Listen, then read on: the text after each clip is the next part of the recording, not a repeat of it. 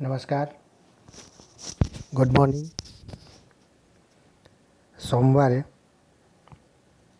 સામાજિક વિજ્ઞાન પાઠ 1 ભારતનો વારસો. ભારત એ પ્રાચીન સંસ્કૃતિ ધરાવતો દેશ છે. સંસ્કૃતિને જાણતા પહેલાં સભ્યતાને સમજવું જરૂરી છે.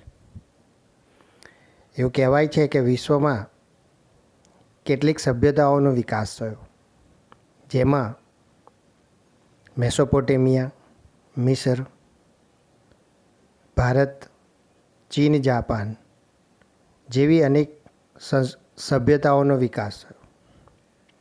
આ સભ્યતાઓએ પોતાના કુટુંબ અને કબીલાઓમાં ભેગા મળી અને રહેવાની શરૂઆત કરી અને પોતાની જરૂરિયાતને પોષવા માટે અનેક પ્રકારના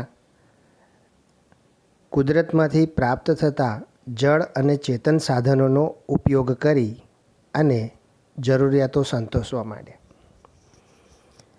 ધીરે ધીરે પેઢીઓ દર પેઢી એ વસ્તુઓ એમના પરિવારના લોકોને મળતી આવી, જેને આપણે વારસા તરીકે ઓળખીએ છીએ. ભારતની વાત કરીએ તો પ્રાચીન સંસ્કૃતિ ધરાવતો ભારત દેશ હોવાથી તેમાં વારસાના અનેક વિભાગો પડેલા છે.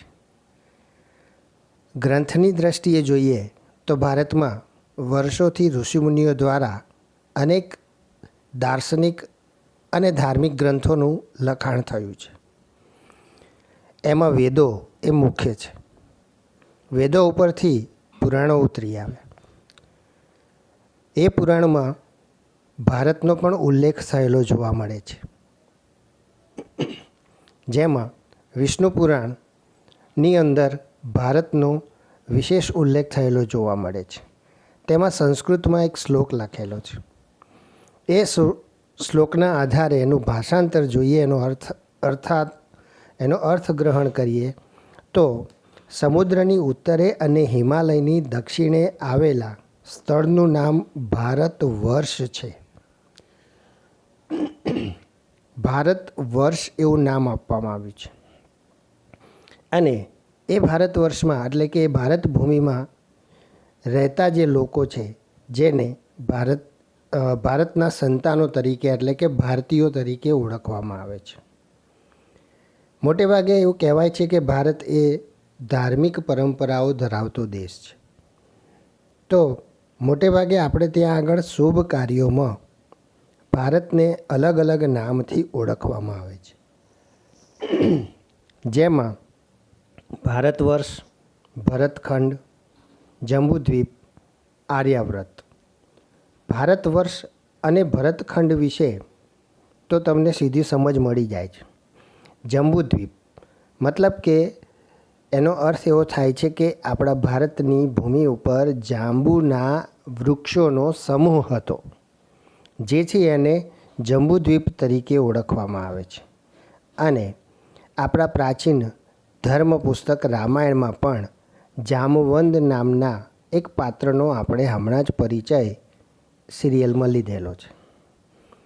એ ઉપરાંત આર્યાવ્રત. આર્યાવ્રતનો અર્થ થાય છે કે આર્યોની ભૂમિ. આર્યો જે પ્રદેશમાં સ્થાયી થયા તે ભૂમિને આર્યાવ્રત તરીકે ઓળખવામાં આવે છે. અને મોટે ભાગે આર્યો દ્વારા જ આ વિભિન્ન પરંપરાઓની શરૂઆત થઈ હતી, જે આપણે પરાપૂર્વથી આપણા પૂર્વજો તરફથી મળેલા એક વારસા સ્વરૂપે આપણે આજે પણ એને ધાર્મિક પ્રક્રિયાઓમાં ઉપયોગમાં લઈએ છીએ. ભારતીય સંસ્કૃતિમાંથી આપણને સત, ચિત્ત અને આનંદનો અનુભવ થાય છે. ભારતીય સંસ્કૃતિ એ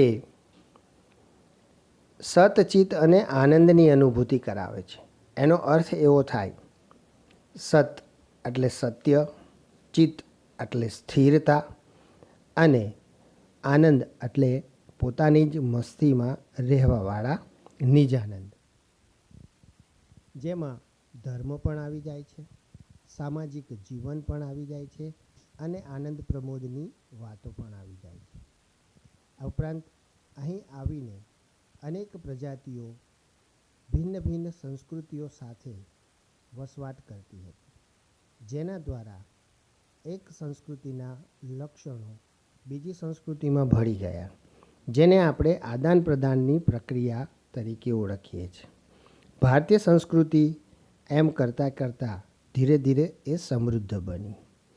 જોઈએ તો ભારતીય સંસ્કૃતિમાંથી અહીં આવીને વસેલી જે ભિન્ન સંસ્કૃતિઓ છે, એ સંસ્કૃતિઓએ પોતાના કેટલાક મૂલ્યો જે છે એ મૂલ્યો સ્થાપિત કર્યા હતા. એ મૂલ્યોમાંથી અગત્યના કેટલાક મૂલ્યો એ ભારતીય લોકોએ અપનાવ્યા છે, જેમાં ભારતમાં અહિંસા અને શાંતિના મૂલ્યોને વિશેષ પ્રાધાન્ય આપવામાં આવ્યું છે, જે પ્રશંસા અને વિશ્વભરમાં સ્વીકાર પામ્યા છે. પ્રાચીનથી અર્વાચીન એટલે કે આધુનિક કાળ દરમિયાન લોકોએ ભારતને પોતાની આવડત દ્વારા, બુદ્ધિ દ્વારા, શક્તિ દ્વારા અને કલા કૌશલ્ય દ્વારા સમૃદ્ધ બનાવ્યું છે. આ ભારતને સમૃદ્ધિ પાઠવવા પાછળ અનેક લોકોએ પોતાનો યથોચિત ફાળો આપ્યો છે. ભારતના ભવ્ય વારસાના નિર્માણમાં અને તેના ઘડતરમાં ઋષિમુનિઓ, સંતો, વિદુષીઓ, વિદ્વાનો, ચિંતકો, કલાકારો, કારીગરો, વૈજ્ઞાનિકો, સંશોધકો, સાહિત્યકારો, શિક્ષણશાસ્ત્રીઓ, રાજનીતિજ્ઞો, ઇતિહાસકારો, સમાજ સુધારકો વગેરેએ પોતાનો હિસ્સો અને યોગદાન આપેલું છે. તેમાં ધર્મ, શાસન શૈલી, ભાષા, કલા, ચિત્ર, બોલી, પહેરવેશ અને રીત રિવાજો વગેરે પણ ભારતને મળ્યા. આ રીતે ભારતની સંસ્કૃતિ એ ભાતીગળ સંસ્કૃતિ તરીકે નિર્માણ પામી. સંસ્કૃતિ એટલે જીવન જીવવાની રીત, ધ વે ઓફ લાઈફ. આપણે જે રીતે અત્યારે હાલ સમાજ જીવન પસાર કરી રહ્યા છીએ, આપણા રાષ્ટ્રીય ઉત્સવો, ધાર્મિક ઉત્સવો, સામાજિક ઉત્સવો અને નિજી એટલે કે આપણા કુટુંબના કૌટુંબિક ઉત્સવો ઉજવી રહ્યા છીએ, તે ઉત્સવો ઉપર સંસ્કૃતિની સીધી અસર જોવા મળે છે. આપણે એક તરફ લગ્ન પ્રસંગે કે બર્થડે પાર્ટીમાં સૂટ બૂટ પહેરીને કે આધુનિક પરિધાન દ્વારા એને આપણે ઉજવીએ છીએ, જો ત્યારે બીજી તરફ ધાર્મિક પ્રસંગે આપણે આપણા કુટુંબના પરંપરાગત વસ્ત્ર ધારણ કરી અને પૂજા પાઠ અને વિધિ વિધાનમાં બેસીએ છીએ, જેને આપણે જીવન જીવવાની રીત તરીકે ઓળખીએ છીએ. આપણે ત્યાં આગળ હંમેશા મહેમાનોને એક વિશેષ મહત્ત્વ આપવામાં આવ્યું છે, જેને આપણે અતિથિ તરીકે ઓળખીએ છીએ. જેના આવવાની કોઈ તિથિ નથી હોતી તેને અતિથિ કહીએ છીએ. આપણે વહેલી સવારે ઉઠી તુલસી, દીવા, અગરબત્તી કરી સૂર્યનારાયણને પાણી ચડાવવા તેમજ વૃક્ષોની પૂજા કરવી, ગાય અને આપણી આસપાસ રહેતા બીજા જે પ્રાણીઓ છે એના ખોરાકની આપણે રાંધતા પહેલાં આપણે એની ચિંતા કરીએ છીએ, તો જે આપણા જીવન જીવવાની રીત સાથે વણાઈ ગયેલા છે. એ ઉપરાંત બીજી એની એક વ્યાખ્યા થાય છે માનવ મનનું ખેડાણ. મતલબ કે વ્યક્તિના જીવનમાં વિચારો છે એ વિશેષ મહત્ત્વ ધરાવે છે. વ્યક્તિના મનમાં અનેક પ્રકારના વિચારો આવે છે અને એ વિચારો દ્વારા તે પોતાના જીવનને અમલી બનાવવા માટે અથવા તો પોતાના જીવનમાં સરળતાથી બધી વસ્તુઓ અને સુખ સાહેબી સમૃદ્ધિ પ્રાપ્ત થાય એટલા માટે તે વિચાર દ્વારા વિકાસ તરફ આગળ વધે છે. એટલા જ માટે કહ્યું છે કે સંસ્કૃતિ એટલે માનવ મનનું ખેડાણ. એ ઉપરાંત ત્રીજી એક વ્યાખ્યા છે, માનવ સમાજની ટેવો, મૂલ્યો, આચાર વિચાર, ધાર્મિક પરંપરાઓ અને જીવનને ઉચ્ચતમ ધ્યેય સુધી લઈ જતા આદર્શોનો સરવાળો એટલે સંસ્કૃતિ.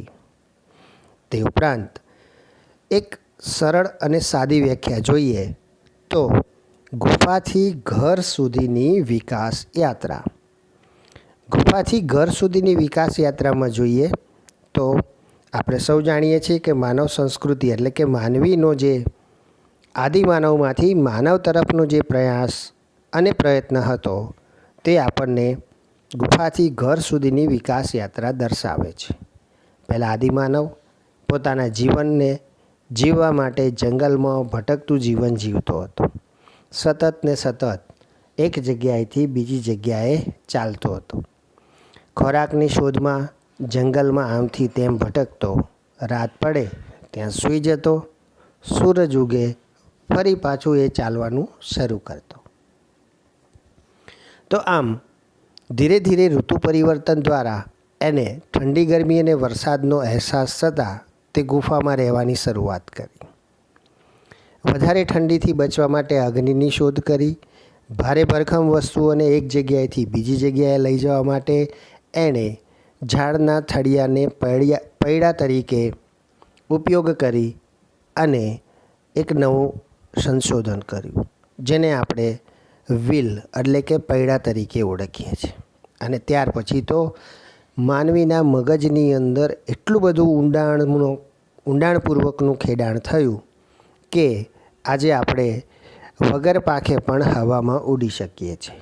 મતલબ ટાંકણીથી માંડી અને મોટા રોકેટ અને ઉપગ્રહ પ્રક્ષેપાત્રો પણ આપણે બનાવી લીધા છે.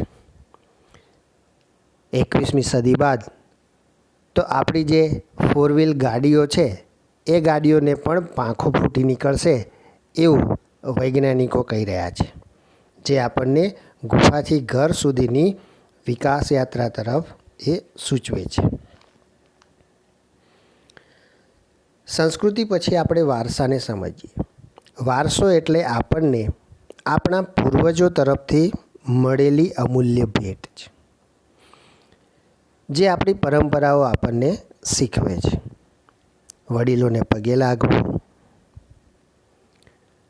મોટેરાઓને માન આપવું, નાનાઓ સાથે પ્રેમથી વર્તવું, જે આપણને આપણા પૂર્વજો તરફથી મળેલું છે.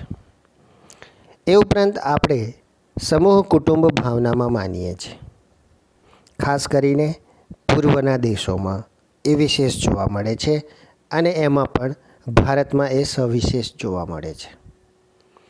આપણે ત્યાં આગળ સંબંધોને વિશેષ મહત્ત્વ આપવામાં આવ્યું છે.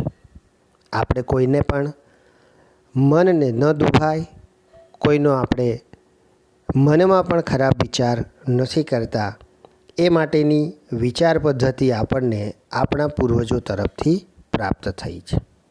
એટલા જ માટે વારસો એટલે આપણને પૂર્વજો તરફથી મળેલી અમૂલ્ય ભેટ એવું કહેવાય છે. એ જે વારસો છે એ વારસાને આપણે 2 રીતે પ્રાપ્ત કર્યા છે. એક પ્રાકૃતિક વારસો છે અને બીજો સાંસ્કૃતિક વારસો. પ્રાકૃતિક વારસો એટલે કે આપણને કુદરત તરફથી જે કંઈ જળ અને ચેતન પદાર્થો પ્રાપ્ત થયા છે તેને આપણે પ્રાકૃતિક એકમો તરીકે એટલે કે પ્રાકૃતિક વારસા તરીકે ઓળખીએ છીએ. તો એ પ્રકૃતિના વારસાને આપણે આપણા જીવન સાથે વણી લીધા છે. એની વ્યાખ્યામાં જોઈએ તો પ્રકૃતિ, પર્યાવરણ અને માનવ જીવન વચ્ચે નિકટતમ સંબંધોનું પરિણામ એટલે પ્રાકૃતિક વારસો. સાંસ્કૃતિક વારસાની આપણે વ્યાખ્યા જોઈએ તો માનવીએ પોતાની કુનેહ, બુદ્ધિ ચાતુર્ય, આવડત અને કલા કૌશલ્ય દ્વારા જે કાંઈ પ્રાપ્ત કર્યું કે તેનું સર્જન કર્યું એટલે સાંસ્કૃતિક વારસો. અહીં આગળ તમે પ્રાકૃતિક વારસો અને સાંસ્કૃતિક વારસો એને 2 ભાગમાં એટલે કે એક તફાવતના સ્વરૂપમાં સમજી શકો છો, જેમાં પહેલાં એની બે વ્યાખ્યા આપેલી છે, ત્યાર પછી એ આપણને કઈ રીતે મળ્યા એની માહિતી આપી છે, જેમાં પ્રાકૃતિક વારસો આપણને કુદરત તરફથી મળેલી ભેટ અથવા તો કુદરતની ભેટ તરીકે આપણે એને ઓળખીએ છીએ. સાંસ્કૃતિક વારસો જે આપણે સમૃદ્ધ અને વૈવિધ્યસભર વારસો પ્રાપ્ત થયો છે, તે વારસો આપણને પરંપરાગત રીતે મળેલો છે. પ્રાકૃતિક વારસાના એકમોમાં કે ભાગમાં જોઈએ તો ઊંચા પર્વતો, નદીઓ, ઝરણા, વનસ્પતિ, જીવજંતુ, પશુ પક્ષી જેવા અનેક ભૂમિ દ્રશ્યોનો એમાં સમાવેશ થાય છે. જ્યારે સાંસ્કૃતિક વારસામાં મંદિરો, શિખરો, સ્તૂપ, વિહાર, ચૈત્યો, મકબરા, મસ્જિદ, કિલ્લાઓ, ગુંબજો, રાજમહેલો, દરવાજાઓ જેવી અનેક જૂની પુરાણી ઇમારતો અને આધુનિક ઇમારતોનો સમાવેશ થાય છે. પ્રાકૃતિક વારસો એ આપણને પ્રકૃતિ દત્ત એટલે કે પ્રકૃતિ તરફથી મળેલી ભેટ છે, જ્યારે સાંસ્કૃતિક વારસો તે માનવ સર્જિત વારસો છે. પરીક્ષામાં 2 માર્ક માટે આ પ્રશ્ન એટલે કે આ તફાવત છે એ ખૂબ અગત્યનો છે. ભૂમિ દ્રશ્યોની આપણે વાત કરીએ, જે આપણને પ્રાકૃતિક વારસા તરીકે પ્રાપ્ત થયા છે. બધા ભૂમિ દ્રશ્યોનો આપણે અહીંયા આગળ અભ્યાસ નથી કરી શકવાના, પણ એમાંના કેટલાક જે છે તેનો આપણે અહીંયા અભ્યાસ કરીએ છીએ. આગળ વ્યાખ્યા આપણે જોઈ, પ્રકૃતિ, પર્યાવરણ અને માનવ જીવન વચ્ચેના નિકટતમ સંબંધોનું પરિણામ એટલે પ્રાકૃતિક વારસો. એના એકમો પણ આપણે જોયા કે પર્વતો, નદીઓ, ઝરણા, સાગર, વિશાળ ફળદ્રુપ મેદાનો, ખીણ પ્રદેશ, રણ વિસ્તાર, વૃક્ષો, વનસ્પતિ, જીવજંતુઓ, ઋતુ પરિવર્તનો, પશુ પક્ષી, પ્રાણીઓ, વૈવિધ્યસભર ભૂમિ દ્રશ્યો જે આપણે પ્રાકૃતિક વારસાના ભાગ સ્વરૂપે જોઈએ છીએ. એ ઉપરાંત આપણને જે દેખાતા ખડકો છે તે અને ભૂમિના અંદરના ભાગે મળી આવતા જે ખનિજો છે એ ખનિજોનો પણ પ્રાકૃતિક વારસામાં સમાવેશ થાય છે. આપણે સૌ પ્રકૃતિના સંતાન છીએ. પ્રકૃતિ એ આપણી આહાર, પાણી અને શુદ્ધ વાયુ જેવી અનેક જરૂરિયાતો છે, એ જરૂરિયાતોને વિનામૂલ્યે એ આપણને આપે છે, એટલે કે આપણને પોષે છે. પ્રકૃતિ સાથેનો આપણો વ્યવહાર હંમેશા શ્રદ્ધાપૂર્વકનો અને ઉદાર રહ્યો છે. એવા કેટલાક ઉદાહરણો આપણને પંચતંત્રની વાર્તાઓમાં અને બૌદ્ધ ધર્મની જાતક કથાઓમાં જોવા મળે છે. આપણા લોકગીતો અને શાસ્ત્રીય ગીતો અને સંગીતમાં પણ ઋતુ અને પ્રકૃતિ સાથેનો સંબંધ જોવા મળે છે.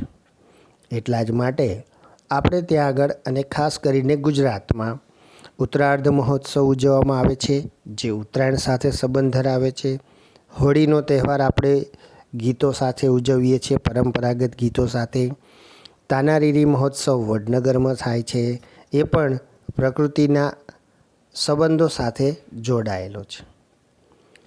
તે ઉપરાંત કેટલાક આપણા ગીતો, એ ઉપરાંત તહેવારો, કવિતાઓ અને ચિત્રોમાં પણ આપણે પ્રકૃતિના જ દર્શન કરીએ છીએ. સાથે સાથે ઋતુ ચક્રનું નિરૂપણ પણ પ્રકૃતિ સાથેનો આપણો સંબંધ દર્શાવે છે.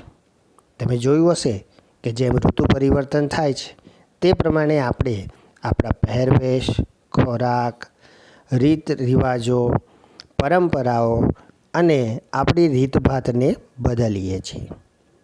ઉનાળામાં આપણને ઠંડક મળે તેવા પ્રકારના અને તડકો ન લાગે તેવા પ્રકારના આપણે વસ્ત્ર ધારણ કરીએ છીએ. વિશેષ કરીને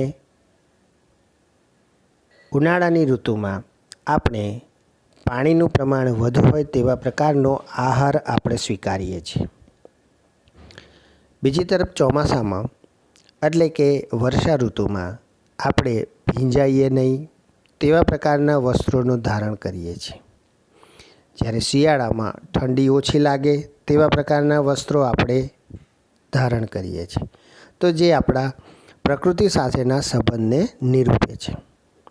એ ઉપરાંત વર્ષોથી ચાલી આવતી નિસર્ગોપચાર, જેને આપણે નેચરોપેથી કહીએ છીએ, આયુર્વેદિક અને યુનાની પદ્ધતિમાં પણ એટલે કે આવી ચિકિત્સા પદ્ધતિઓમાં પણ પ્રકૃતિ પર આધાર રાખવો પડ્યો છે. પ્રાકૃતિક વારસાના પ્રથમ ચરણમાં આપણે એની વિશેષતા વિશે માહિતી લીધી. હવે આપણે એમાં આવતા લેન્ડસ્કેપ એટલે કે ભૂમિ દ્રશ્યો વિશે માહિતી લઈએ.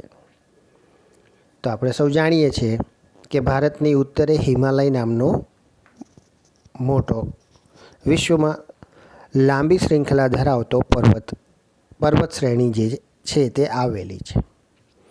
તેને આપણે એક ભૂમિ આકારના સ્વરૂપ તરીકે જોઈએ છે. હિમાલયમાં અનેક પ્રકારના ઉપયોગી એવી વનસ્પતિ, ખનિજો, અવનવા પશુ પક્ષીઓ અને બરફથી છવાયેલા એવા શિખરો પણ આપણે જોયા છે. હિમાલયમાં અનેક પ્રકારની આવી ઉપયોગી વસ્તુઓ પ્રકૃતિદત્ત આપણને પ્રાપ્ત થયેલી છે. અને આપણે સૌ જાણીએ છીએ કે ઉત્તર ભારતની જે નદીઓ બારેમાસ પાણીથી ભરપૂર રહે છે, એના માટે હિમાલય જ આપણા માટે એ આશીર્વાદ સ્વરૂપ કે વરદાન સ્વરૂપ પ્રાપ્ત થયેલો છે. હિમાલયમાંથી નીકળતી નદીઓ બારેમાસ પાણીથી સમૃદ્ધ અને ભરપૂર રહે છે. એ ઉપરાંત હિમાલયના જે તરાઈના જંગલો છે, એ જંગલોમાં પણ આપણે વિવિધ પ્રકારની ઔષધિઓ અને ઇમારતી વૃક્ષ સ્વરૂપે લાકડું પ્રાપ્ત થાય છે. એ ઉપરાંત ભૂમિના એક વિશેષ સ્વરૂપ તરીકે આપણે હિમાલયનું ઉદાહરણ વિશ્વભરમાં આપીએ છીએ. ત્યાં આગળ ફળદ્રુપ એવા ઢાળ પડતા મેદાનો આવેલા છે, બરફથી છવાયેલા શિખરો પણ છે, શંકુદ્રુમ આકાર ધરાવતા ઓછી વનસ્પતિવાળા લાકડા પણ જોવા મળે છે અને સાથે સાથે કેટલાક ફળાવ વૃક્ષો પણ જોવા મળે છે. હિમાલયમાં કેટલાક યાત્રાધામો પણ આવેલા છે, જેના નામ આપણે લઈએ તો અમરનાથ, બદ્રીનાથ અને કેદારનાથને ગણાવી શકીએ. સાથે સાથે એવરેસ્ટ અને નંદાદેવી જેવા ઊંચા શિખરો પણ આવેલા છે. ભારત માટે હિમાલયનું વિશેષ મહત્ત્વ છે. હિમાલય એ ભારતની કુદરતી દિવાલ છે. ત્યાર પછી આપણે આગળ પ્રકૃતિના વારસાના બીજા પ્રકાર વિશે જોઈએ તો નદીઓ. નદીઓને આપણે કેમ ભૂલાવી શકીએ? કારણ કે જેટલી પણ પ્રાચીન સભ્યતાઓનો વિકાસ અને સંસ્કૃતિઓનો વિકાસ થયો તે નદી કિનારે થયેલો છે. કારણ કે પ્રાચીન કાળથી નદીઓએ આપણને પ્રાકૃતિક માર્ગ પૂરો પાડ્યો છે. ભારતીય સંસ્કૃતિ સિંધુ અને રાવી નદી કિનારે પાંગરેલી કે પાલન પોષણ પામેલી છે તેવું પ્રાચીન ગ્રંથોમાં જોવા મળે છે. અને આપણે મોહેંજો-દડો અને હડપ્પા સંસ્કૃતિ વિશે પણ જાણેલું અને સમજેલું છે. તો આ સંસ્કૃતિ પણ આપણને સિંધુ અને રાવી નદીના કિનારે વિકસિતી અથવા તો વિકાસ પામી હતી તેવા અવશેષો પ્રાપ્ત થયા છે. ભારત માટે નદીઓનું વિશેષ મહત્ત્વ છે, કારણ કે ભારત એક કૃષિ પ્રધાન દેશ છે. ખેતીમાં અવારનવાર ઋતુ પ્રમાણે ખેતીના ઉત્પાદન માટે આપણે પાણીની વિશેષ જરૂરિયાત હોય છે. ભારતમાં કેટલીક નદીઓ એ આશીર્વાદ સ્વરૂપે આપણને પ્રાપ્ત થઈ છે, જેમાં સિંધુ, ગંગા, યમુના, સરસ્વતી, નર્મદા, ગોદાવરી, કૃષ્ણા, કાવેરી જેવી લગભગ બધી જ નદીઓએ ભારતના લોકજીવન પર પ્રગાઢ અસર ઉપજાવી છે, એટલે કે ઘેરી અસર ઉપજાવી છે. નદીઓ દ્વારા આપણને પીવાનું પાણી મળે છે, વપરાશનું પાણી મળે છે, ખેતી માટે સિંચાઈનું પાણી પણ પ્રાપ્ત થાય છે. નદીઓ પર બંધ બાંધી અને આપણે વિદ્યુત પણ પ્રાપ્ત કરી શકીએ છીએ. તે ઉપરાંત લાંબી અને ઊંડી નદીઓમાં આપણે જળમાર્ગ તરીકે પણ એનો ઉપયોગ કરી શકીએ છીએ. નદીઓએ મોટે ભાગે આપણી તમામ પ્રકારની જરૂરિયાતો સંતોષવાનો પ્રયત્ન કર્યો છે.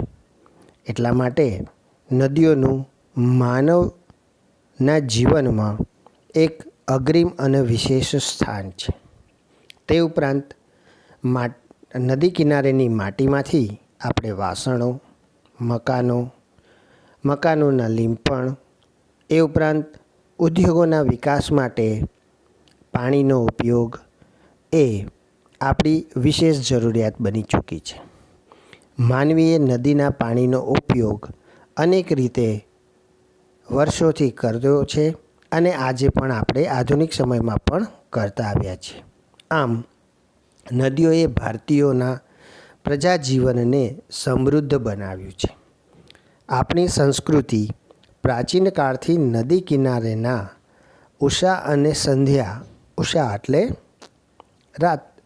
સવાર અને સંધ્યા એટલે સાંજનો સમય, ઢળતા સૂર્યનો સમય, એ સમયે નદી કિનારાનું જે દૃશ્ય હોય છે તે આહ્લાદક અને નયનરમ્ય હોય છે, જેના દ્વારા આપણે સૌંદર્ય, કલાસૂઝ અને કૌશલ્યોનો વિકાસ કર્યો છે. મોટે ભાગે પ્રકૃતિના એકમોમાં ખાસ કરીને આપણને દરિયા કિનારાના અને નદી કિનારાના જે દૃશ્યો છે આપણને વિશેષ ગમતા હોય છે. આ ઉપરાંત પ્રાકૃતિક વારસામાં નદીઓને ભારતના લોકોએ એક વિશેષ નામ આપીને એને સંબોધ્યું છે, જેને આપણે લોકમાતા તરીકે ઓળખીએ છીએ. નદીઓ પછી આપણે વનસ્પતિ જીવનને જાણીએ તો સ્વાભાવિક છે કે ભારતની ભૂમિ એ ફળદ્રુપ છે, માટે જ તો આપણે ત્યાં આગળ મોટે ભાગે ખેતીનો વ્યવસાય થયો છે. હવે આ જે ફળદ્રુપતા છે તે આપણને વનસ્પતિ જીવનની વિશેષતા દર્શાવે છે. ભારતની પ્રજા આદિકાળથી એટલે કે ખૂબ પ્રાચીન સમયથી પર્યાવરણ પ્રેમી રહી છે, જેની સાક્ષી આપણો વૃક્ષ પ્રેમ અને પુષ્પ પ્રેમ તેમજ છોડવાઓ પ્રત્યેનો આદર સૂચવે છે. માણસ, પ્રાણી, પશુ પક્ષીઓના આહાર માટે વનસ્પતિ ઉપર આધાર રાખવો પડે છે.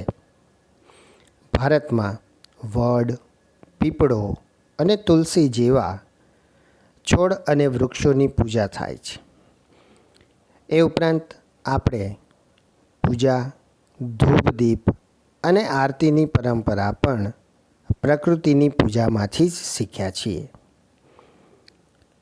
વડ સાવિત્રીનું વ્રત એટલે કે એ વ્રતમાં વડની પૂજા એ આપણે ત્યાં આગળ પરિણીત બહેનો કરે છે. અનાજ, કઠોળ, તેલીબિયાના છોડ, ધન ધાન્યથી લહેરાતા ખેતરો, વન સમૃદ્ધિથી ભરપૂર તેવા જંગલો અને ઔષધિઓ માટે આપણને જંગલો ખૂબ ઉપયોગી છે.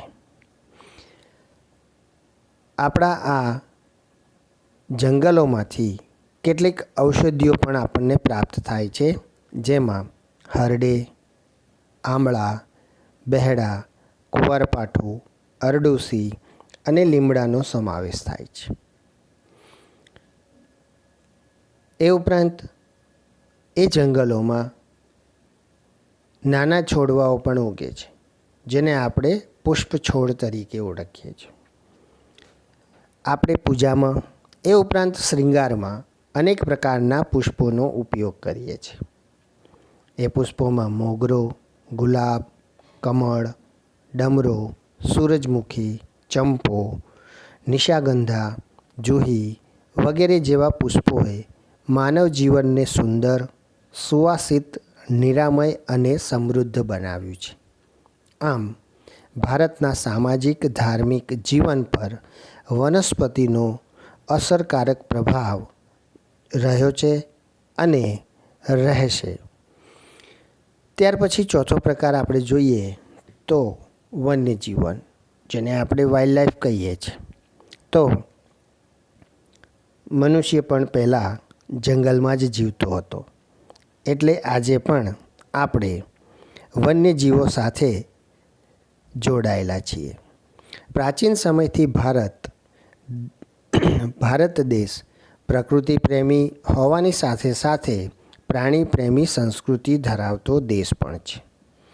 ભારતના જંગલોમાં આપણને વિવિધ પ્રજાતિઓના પશુ પક્ષીઓ જોવા મળે છે, જેમાં વાઘ, સિંહ, હાથી, ગેંડા, શિયાળ, રીંછ, હરણ, રોઝ, સાબર, સસલા, અજગર, સાપ, નાગ, નોળિયા, ઘો, સાહુડી જેવા અનેક પ્રાણીઓ અને સરીસૃપ પ્રજીવો જોવા મળે છે. આમ નામ લેવા જઈએ તો ઘણી બધી પ્રાકૃતિક વિશેષતા અને પ્રાણીઓની વિશેષતા આપણા જંગલોમાં રહેલી છે.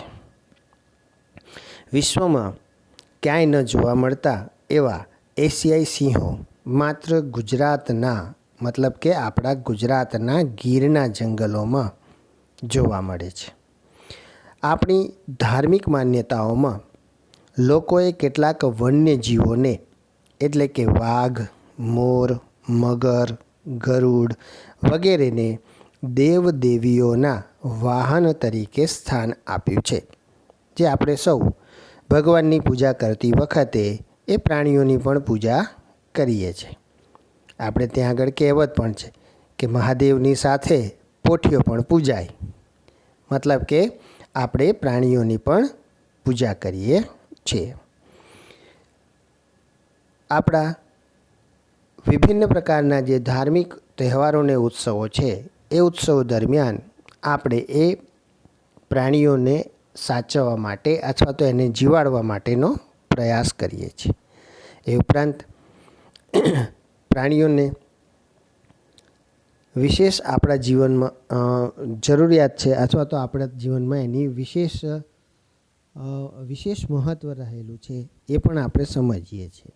આજે પણ ગામડાઓમાં પશુપાલનનો વ્યવસાય એક આવકના સ્વરૂપે અને ખાદ્ય પદાર્થ પ્રાપ્ત કરવા માટે થતો જોવા મળે છે. આપણી રાષ્ટ્રીય મુદ્રામાં પણ કેટલાક મુદ્રાના ચિહ્નોમાં પણ આપણે કેટલાક પ્રાણીઓને સ્થાન આપ્યું છે. જેમાં 4 સિંહની આકૃતિવાળી આપણી રાષ્ટ્રીય મુદ્રા, એ 4 સિંહની આકૃતિના નીચેના ભાગે જ્યાં અશોક ચક્રની એક પ્રતિકૃતિ છે, એમાં એક બાજુ ઘોડો અને એક બાજુ બળદ, તે ઉપરાંત હસ્તી એટલે કે હાથીની આકૃતિ પણ, શિલ્પાકૃતિ પણ આપણે જોયેલી છે. વળી આ વન્યજીવોની રક્ષા માટે, કારણ કે આપણે સૌ જાણીએ છીએ કે આ પૃથ્વી પર જો ભયંકરમાં ભયંકર કોઈ પ્રાણી હોય તો એ મનુષ્ય છે. એ પોતાની તાકાત દર્શાવવા માટે અથવા તો પોતે શક્તિશાળી છે એવું અભિમાન કરવા માટે વન્યજીવોનો આડેધડ શિકાર કરતો આવ્યો છે.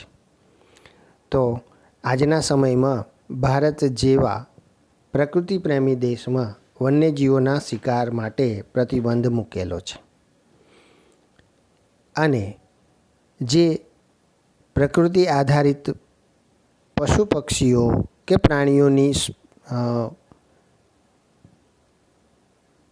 પશુ પક્ષીઓ અને પ્રાણીઓની જે પેઢીઓ છે એ પેઢીઓ નાશવંત અથવા નાશવંત ન પામે અથવા તો પૃથ્વી પરથી એનું અસ્તિત્વ દૂર ન થઈ જાય તે માટે પ્રકૃતિનો આવાસ એનું જળવાઈ રહે તે માટે ભારતના જંગલોમાં અભયારણ્યો બનાવી અને એ જીવોની સુરક્ષાના કેટલાક કાયદાઓનું પાલન કરાવ્યું છે. તો આજે આપણે ભારતના વારસામાં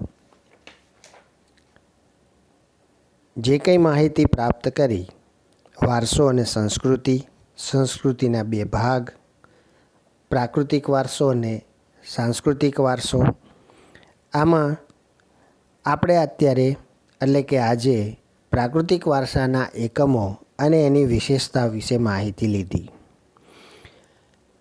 અહીં આગળ આપણે થોડોક વિરામ લઈએ છીએ અને ગૃહ કાર્ય માટે અહીંયા એક તમને 8 નંબરની સ્લાઇડમાં ગૃહ કાર્ય મૂકેલું છે, જેમાં પહેલાં હેતુલક્ષી પ્રશ્નો છે જે તમારે એક શબ્દમાં કે એક વાક્યમાં એના જવાબના સ્વરૂપે તમારે લખવાના છે. અને બીજો પ્રશ્ન છે તે શોર્ટ આન્સર એટલે કે 2 માર્કના ગુણ તરીકે બીજા 4 પ્રશ્નો મૂકેલા છે. બોર્ડની પરીક્ષામાં એનું વિશેષ મહત્ત્વ છે. તે તમારે તમારી નોટબુકમાં એના પ્રશ્નોના જવાબના સ્વરૂપે એ તમારે લખી અને તૈયાર કરવાના છે. જ્યારે પણ સ્કૂલ ખુલશે ત્યારે એ ગૃહ કાર્યને તપાસવામાં કે ચકાસવામાં આવશે, જે તમારા બોર્ડની પરીક્ષામાં ઇન્ટરનલ માર્ક માટે વિશેષ મહત્ત્વ ધરાવે છે. હવે પછી સાંસ્કૃતિક વારસાની માહિતી આપણે ભાગ 2માં મેળવીશું. અસ્તુ. જય હિન્દ, જય ભારત, જય ગરવી ગુજરાત.